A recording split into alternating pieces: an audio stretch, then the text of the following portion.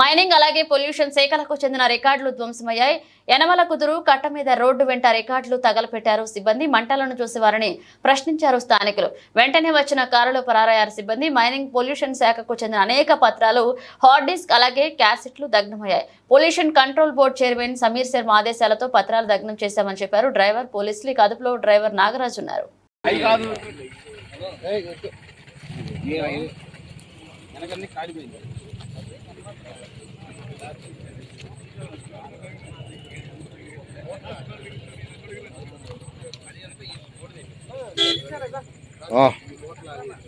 చూసావా?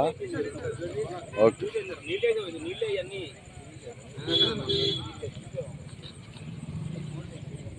ఆ మోటార్ చూడు నారాజు.